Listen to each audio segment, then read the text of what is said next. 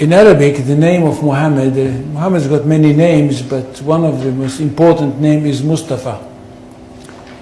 Mustafa in Arabic means he who was selected.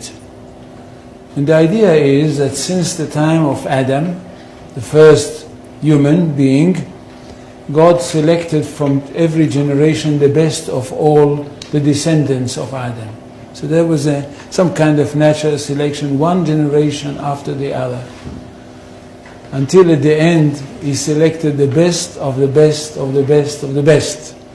And this is the Prophet Muhammad.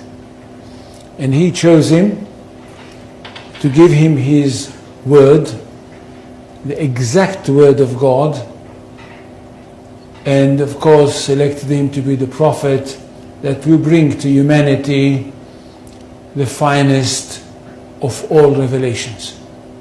This is Islam. That we are talking about a culture which is highly rich, highly interesting, and highly rewarding. And that's what the most important thing. It's highly rewarding because it basically, for the ordinary person, it's a very, very simple religion. I'm not talking about philosophers, I'm not talking about academicians, I'm not talking about the great theologians, I'm talking about the simple person for whom Islam is the most rewarding of all religions. At the end of the story, if he is a good Muslim, and he dies, he is going to go straight into paradise, and paradise is described in the most colorful way possible in the Quran. And for this reason, I think we should speak about Islam with great respect.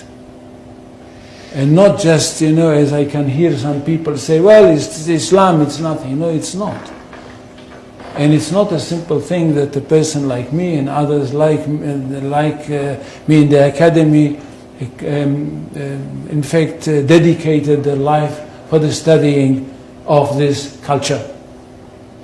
Now, Islam is not a religion in the ordinary, simple way of thinking. Islam is a culture which comprises everything. And most of all, it is a culture based on revelation, and it is a culture which is based on a legal system. It is basically a legal system. It is a legal system which comprises everything. It comprises the life of the individual, it comprises the life of the society, it comprises the state. That's one thing. Secondly, it is a world religion.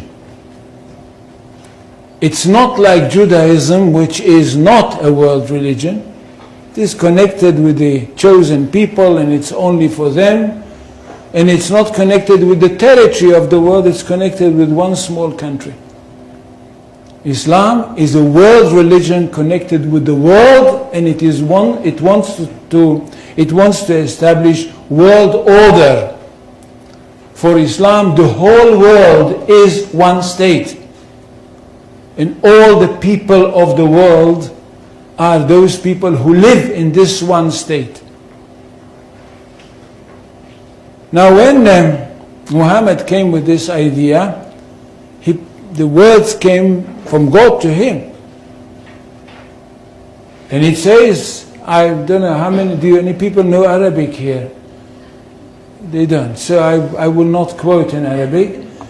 In Surah 61, verses 11-13, we hear that God sent Muhammad with the true religion, with the right message, with the right path, in order that it should overcome all the other religions. Which means that there is only one truth. Jews and Christians, which are called the people of the book, had once their own truth, but they were not a very good custodians, and they falsified their books.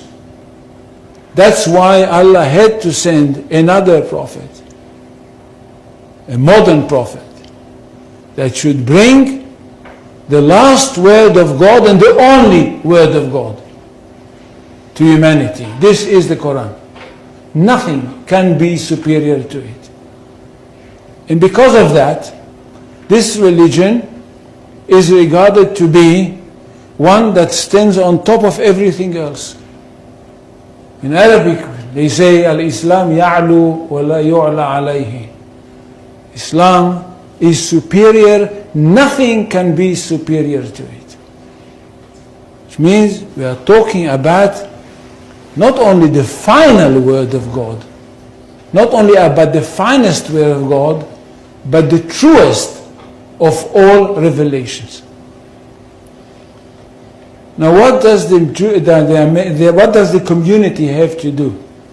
The community of the believers. Those people that were lucky enough to have their hearts open and to have accepted the call of the Prophet Muhammad. What do they have to do? They have a mission in this world, to bring the word of God to the whole universe, or if you want, to the whole of this planet.